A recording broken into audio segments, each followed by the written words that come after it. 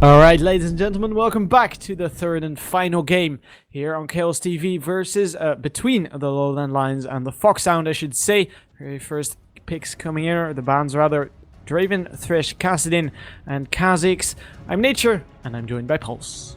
Hello, and into the third and final game of this series between LowLandLions and the Foxhound. Last game was quite prolonged and quite silly, but the band champions Draven, Kassadin, Thresh, and still waiting for the next couple to come out. It's going to be Kha'Zix, which did cause them a lot of issues in the jungle, and it was a slow-paced game that didn't need to be slow-paced. This time I wouldn't like to see the top lane Lee Sin. The only reason it worked in the rest of the game was because the rest of the team was doing well, and it just meant he did absurd amounts of damage because he wasn't shut down all the way. Whereas if the Foxhound had gotten ahead, then he would have been completely crushed, and the Foxhound exactly saw that was the weak point in the team, which is why they all rotated towards top lane, because Lee Sin just couldn't push back Renekton by himself. So this time around, I don't think we're going to be seeing that. No, I don't think so either. Heat is taking quite a long time about deciding what he actually wants to pick this time around, as we do have the Yasuo and the Elise bands coming in here as well. Yasuo, not too surprising, Draven neither, and Elise not at all. So fairly standard stuff there, and Heat is actually hovering over the Lee Sin once again, which would surprise not only me, I think, and he locks it in. Okay, so I hope that's going to be in the jungle, because I don't possibly see how LowLandLions could have said after that game Lee Sin was really good top lane, because by picking it first, it's ambiguous, it's good. It's like, okay, he could be in the top lane, so we'll pick something which is strong against Lee Sin, but because of how the meta is, most of the top laners are good against Lee Sin, so I would hope that's in the jungle. Most of the top laners, such as Shyvana, such as Mundo, and even Trundle to some extent, have not been banned down and could be picked up here, and I would like to see that. Over a lot of the games over the Challenger series in the last couple of days, we haven't seen too much Shyvana and Mundo play in the top lane for some reason. No, that's very, very true. Xerius right now hovering over that Vi for his team, which he did use last game. Of course, they did use rather last game, of course. And he did switch it out to the Rumble, which we don't see a whole lot of. We do see it from time to time. And it is in fact going to be the Rumble and the Vi for the Foxhound. Yeah, we've seen the Foxhound run Rumble before, and Rumble is just perfect at not only being a lane bully, but brings a lot of utility and damage to team fights. He's good in skirmish fights, he's good in the jungle fights, he's good everywhere. But his problem is if he falls behind in the lane, then he still has the equalizer to offer, but he has no real follow-up, so he just becomes an ulti bot. And that's not necessarily what you want from a top laner when there's more consistent picks, where if they're behind, well, they still offer something as a body on the field, like Shyvana, like Mundo. But Vi's going to be picked up again. We've spoken about Vi so many different times. She's just a very solid jungler.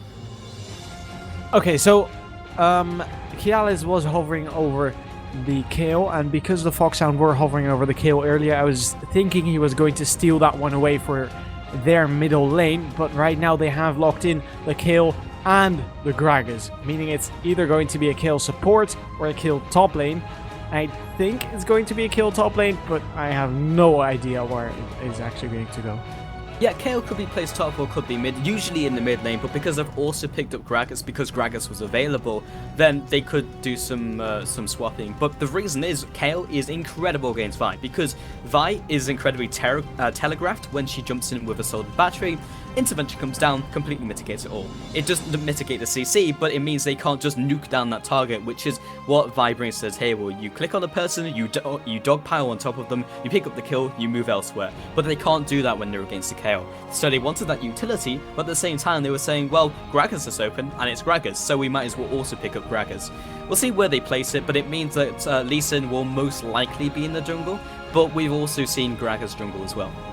Yeah, so they have picked up the Ezreal and the Lulu as their very last picks, meaning that it is probably going to be a Lee Sin jungle, but we cannot be just too certain about that for now, as they are just going to switch those champions out on the other side of the Foxhound. And this is one of the very first times I've actually seen the Sona here in the Challenger series, as Crazy Caps will be running the Jinx and Lapras will be using that Orianna. For now, LowLandLions not done switching their champions just yet. So I am keen to see how that is going to work out. Morsu just got the Lee Sin, so that might mean it's going to be a Lee Sin top lane again. Yeah, the Fox sound not feeling as comfortable as they were last time. Last time they decided to pick up the Vayne because they had Ezreal in lane and they had the Leona just to be a meat shield. But this time around they're picking just champions that are way more consistent, and I like this way more. You can say that Rumble is a bit less consistent than some of the top laners, but I still feel he's stronger than the Renekton in the current meta. Alright, so it's going to be a jungle Gragas here for the Lowland Lions. Always interesting to see, even though we see it fairly often compared to other old ball picks. Regardless though, ladies and gentlemen, we are going to head into a very brief commercial break. When we come back, the very last game between the Lowland Lions and the Fox Sound for that spot in the semi-finals, or in the finals rather, actually, will start.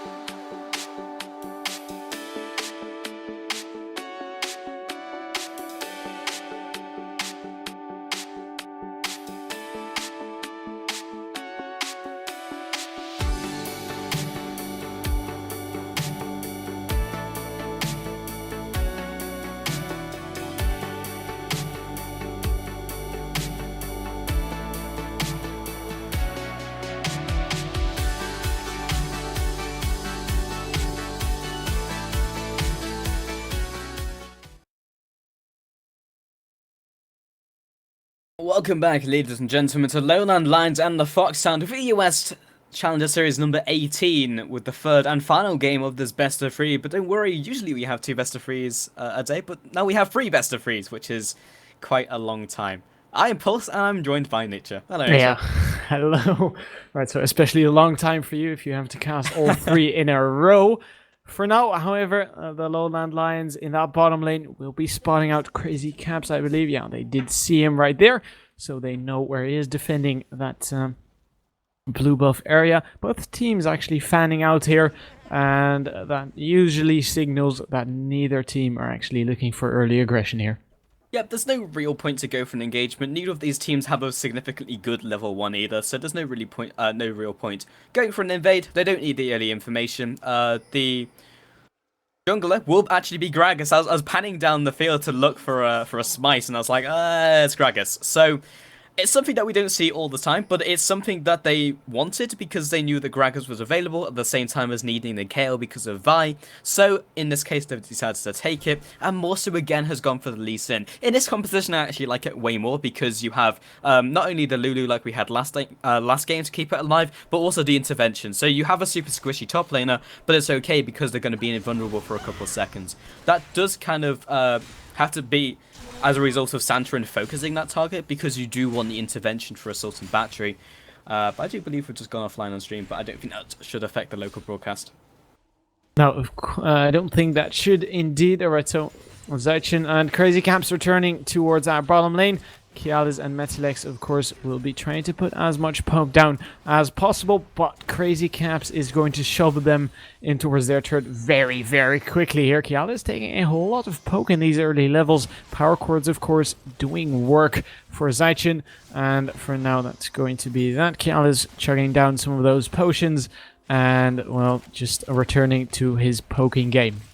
So Gragas jungle has moderately good ganks, and Vibe has slightly better ganks. Lapras actually take a lot of hits in the mid lane. For some reason he's just going blow for blow with Iron Heat. Actually brings these guys very low, and it doesn't quite result in the kill, but already the mid lanes are very, very low in terms of HP. Yeah, Lapras actually being forced to use that barrier in that middle lane, meaning that, of course, Iron Heat is one summoner spell ahead of Lapras, if you will, because he didn't quite use his Ignite.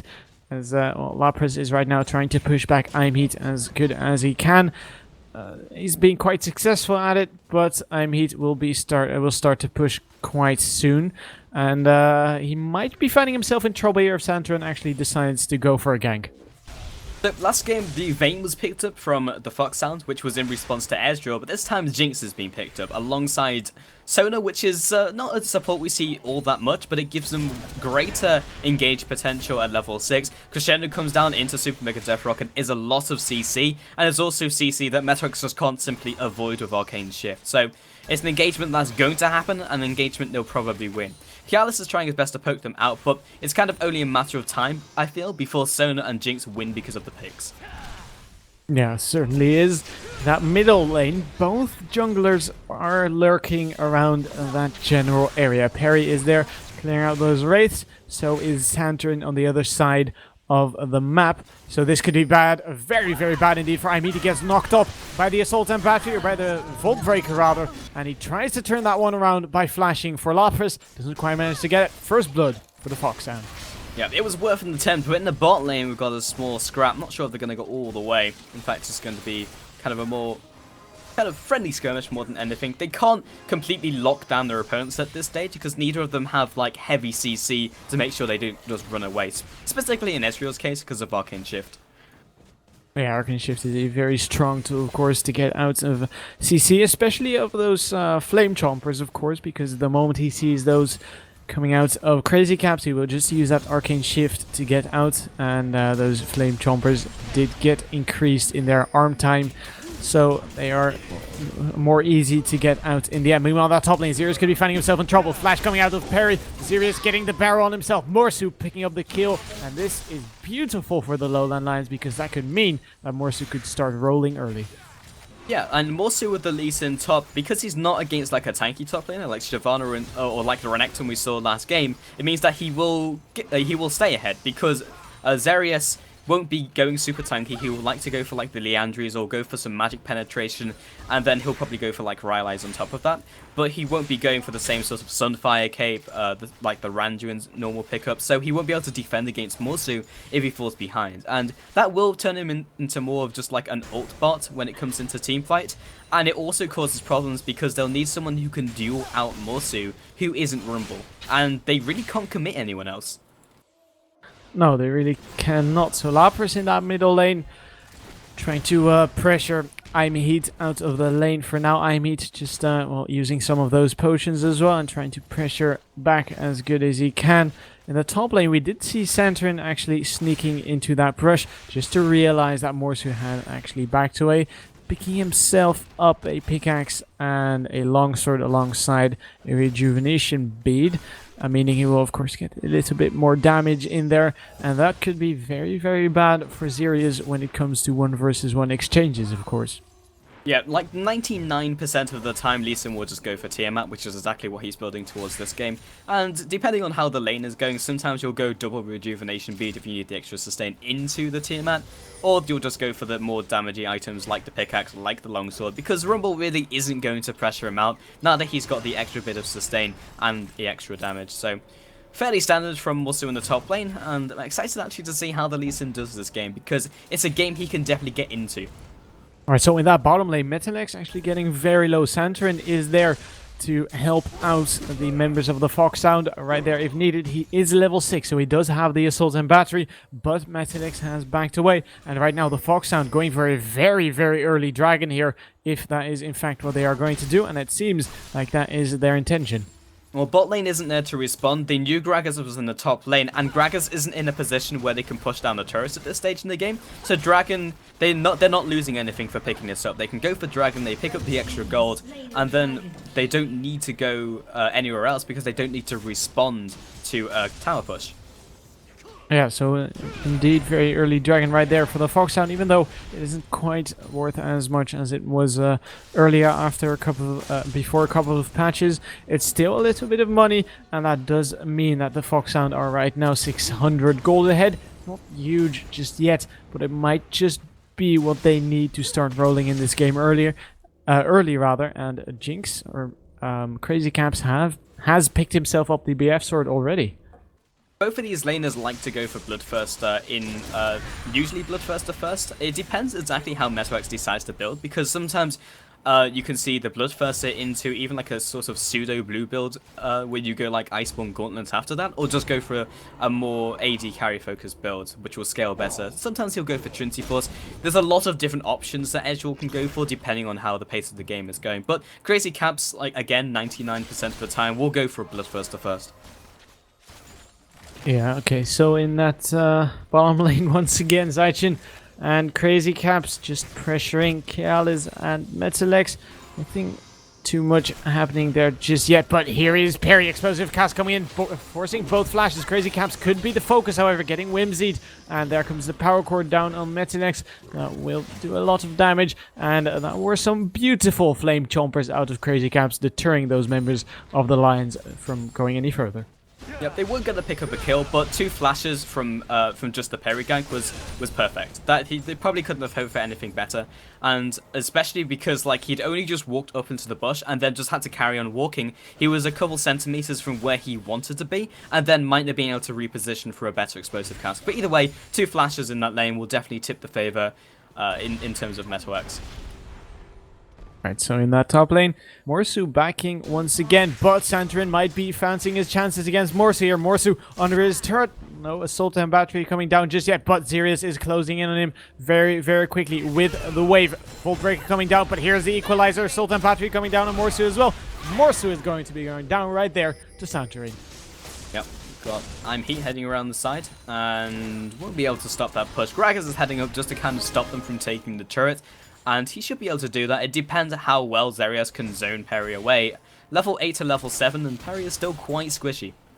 In that bottom lane, we did actually see Zaichin using that crescendo and he whiffed it completely as Metalex. Well, he didn't quite whiff it, I suppose, as Metalex dodged it. But that is a huge cooldown for TFS on cooldown for now, as they aren't done pushing here just yet, as the LowLandLions are getting very, very low. Meanwhile, in that middle lane, Lapras getting very low for himself. Great flash of the command attack. Is it going to be enough? However, no, it is not, as Lapras picks up the kill on Heat. Barrier is so incredibly good on a lot of mid laners at the moment, and you do still pick up Ignite, but in straight-up engagements, Barrier often is just a bit stronger. Kialis just gets instantly popped by the bottom lane. Yeah, that might mean Metalex is the new target here for Crazy Caps. He isn't done here quite yet, as he did get excited just yet. And there you have it. The what's it called again? The Zap. That's what it's called. And Crazy Caps is actually backing away for now. And that might actually mean a turret here for the Foxhound. Yeah, Gragas is heading on down, but an extra minion wave is coming out. Oh, Crazy Caps dropped incredibly low. We'll see if Gragas can mop this one up. Yeah, Perry coming in here very, very quickly. Flame Chompers comes down. There is the explosive cast. Perry just needs one more hit, as we do have Crazy Caps actually might be trying to turn this one around, and he will be able to do so. Great pick right there for the Foxhound, making the best out of a bad situation. Yeah, SOX was just straight up too greedy right there. Like, he went back in to try and pick up that kill, and Perry wanted to donate it to him because he's not necessarily playing like a carry jungler this game, like he was in the previous one with Kha'Zix, and just went too far, and it just simply got barrier baited, which is basically the simplest of baits for most AD carriers. Yeah.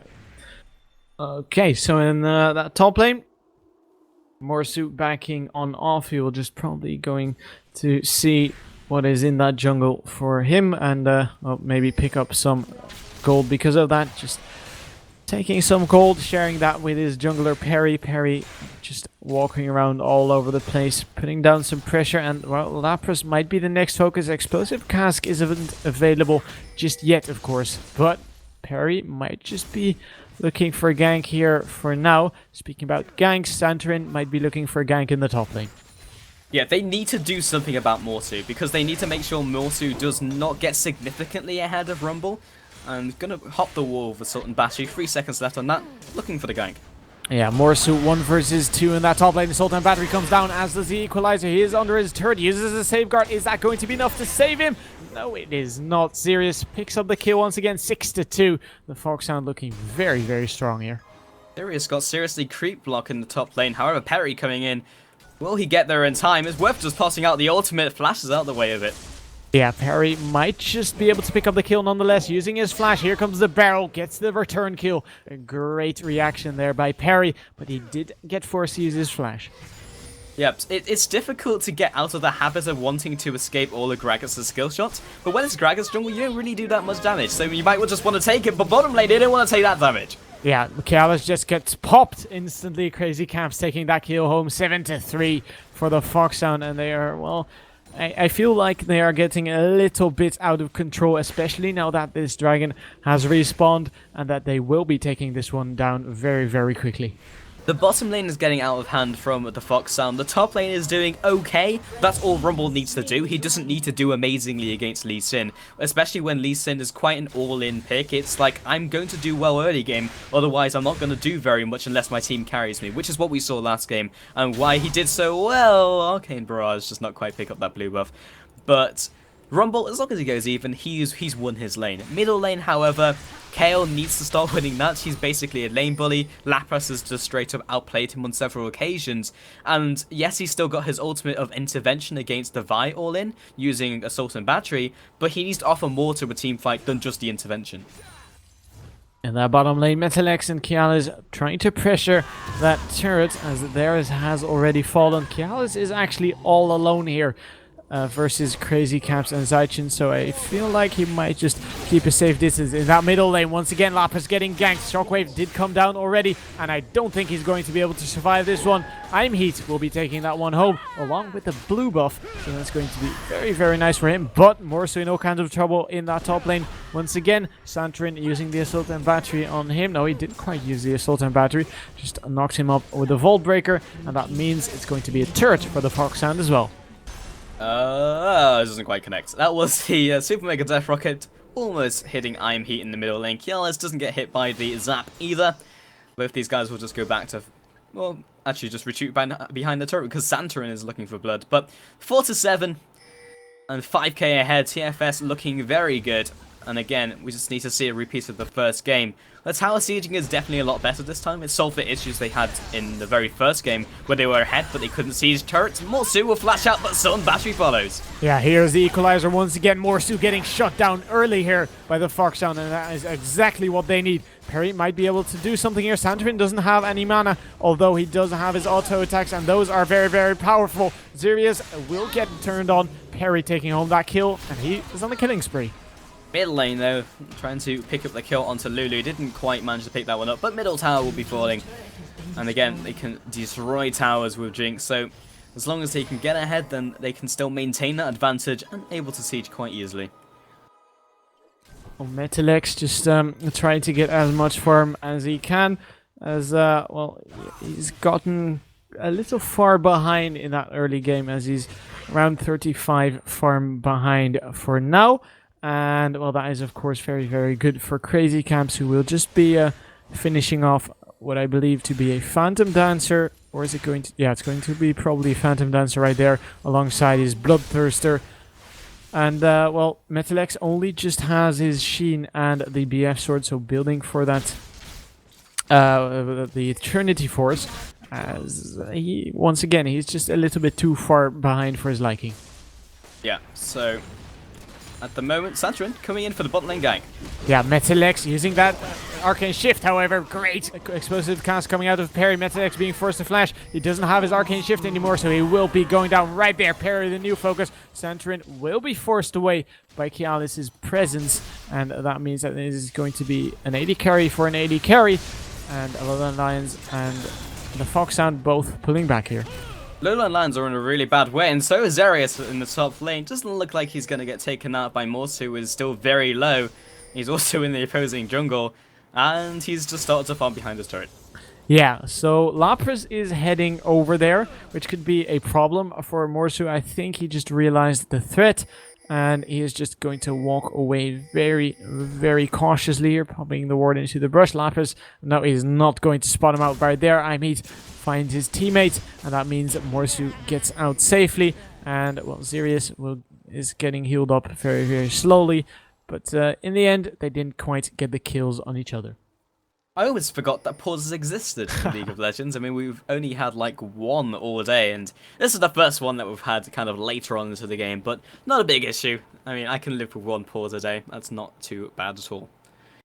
Yeah, so apparently it seems like Zaichin was having some lag, so he will just be trying to reconnect here as quickly as possible. So the LowLandLions, I don't feel like they're entirely out of this game just yet, but they are starting to fall behind just a little bit here. What do you feel like they have to do to well, get a solid foothold again here, Pulse?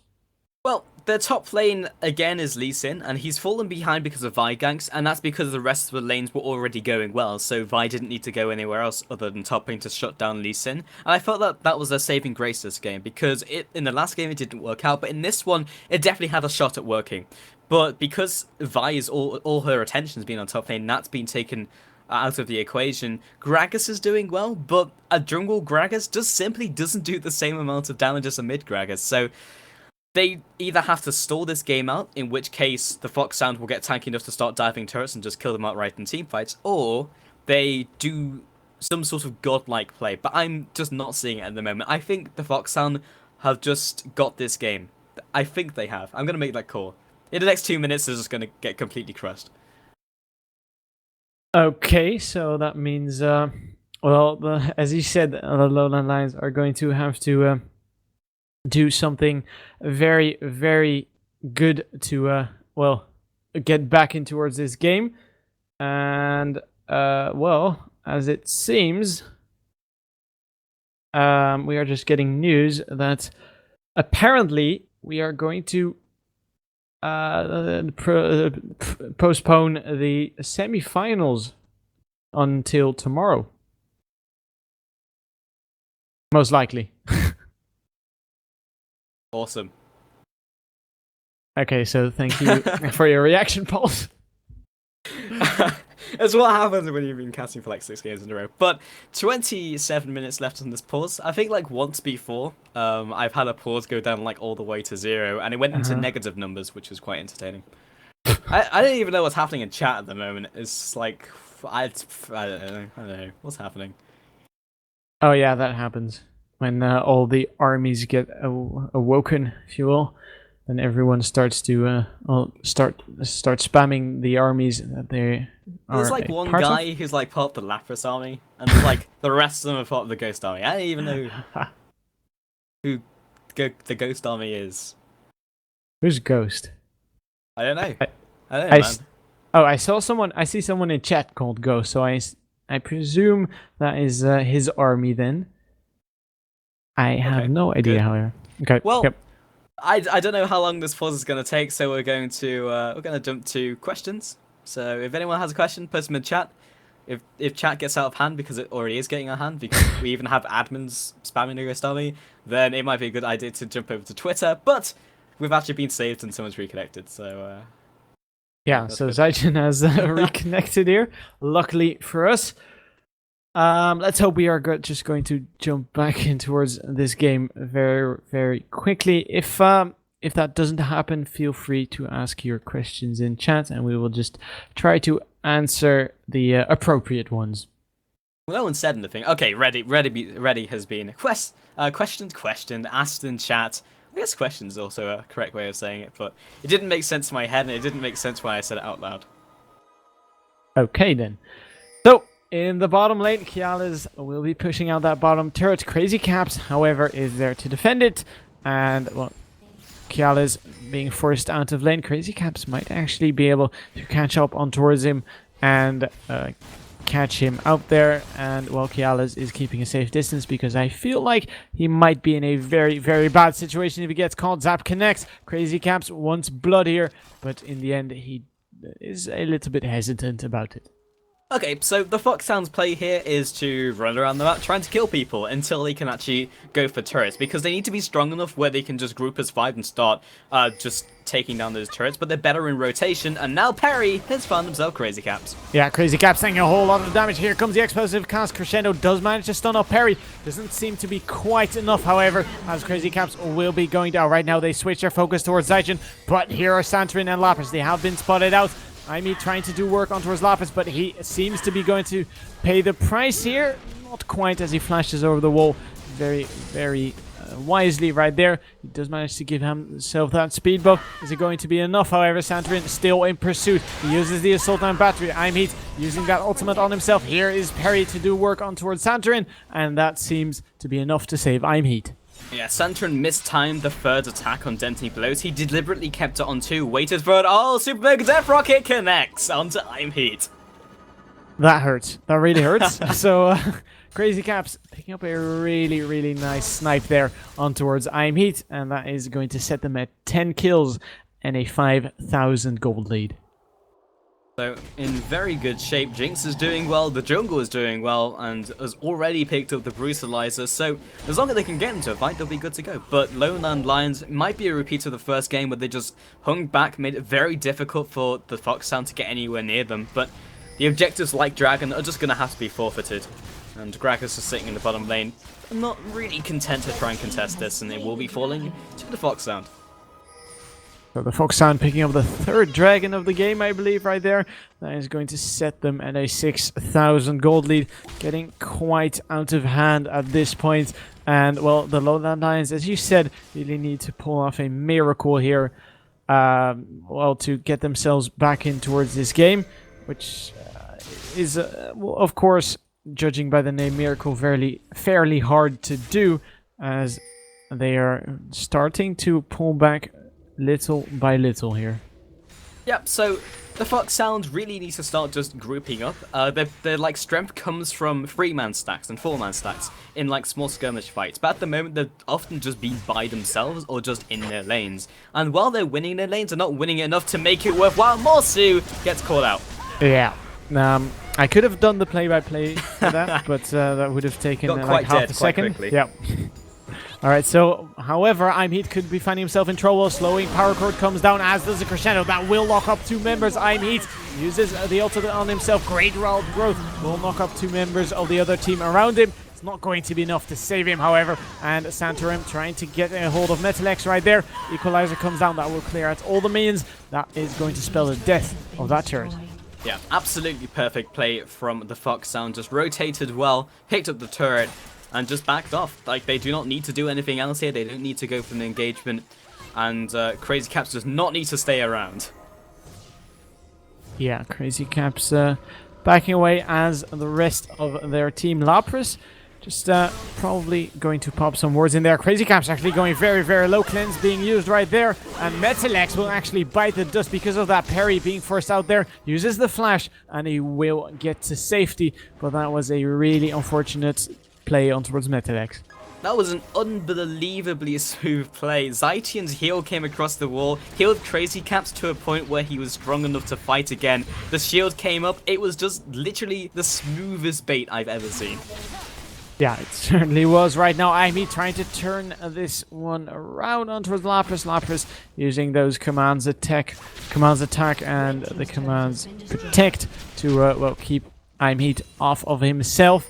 And well, the LowLandLions in that middle lane trying to defend their inhibitors, but it seems like TFS are just going to push out. It seems inevitable, rather, that TFS are at some point going to push this one out and take an inhibitor by brute force. Yeah, Santorin's found himself Morsu, and I think Morsu might be able to deal with that at this stage. Like, there's only few people he can actually 1 versus 1, but 504 probably means no. Brutalizer, Sunfire Cape, and the Phage as well, looking to be pretty strong. And TFS are just kind of wandering around at the moment, not really making up their minds exactly what they want to do, and just skirmishing in the mid lane, not being too decisive, but they found Morsu again in his own jungle. Oh, Morsu is in a really bad position. Somehow he just manages to get out there. Santorin once again charging up the Volt Breaker here. Doesn't quite use it to catch someone out this time. And the Fox Sound just grouping up. Explosive Cast comes out. A little bit well, unneeded there, I believe, as it just knocked back Santorin in the end and Crazy Caps. And for now, the Fox Sound, as you said, grouping up here and moving for the inhibitor turret. Yeah, like at the moment, Gragas is doing so little damage. It's more of just like a relocation device, more than the giant burst you expect from a mid lane Gragas. So we might as well just throw it out. He's got a fairly low cooldown because of the items he's building. And again, TFS are just finding it quite difficult to siege because they don't have an amazing sieging team. Their ability to take towers is all focused on Jinx's ability to be there first. Yeah, so speaking about Jinx, he just helped Lapras get himself the blue buff. He is going to be using that to get a little bit of that extra mana regeneration, and of course that 10% or 20 was it? I'm not too sure what it actually was. Cooldown reduction, but for now the Fox Sound moving in for this Baron, and I feel like the LowLandLions can do very, very little about it.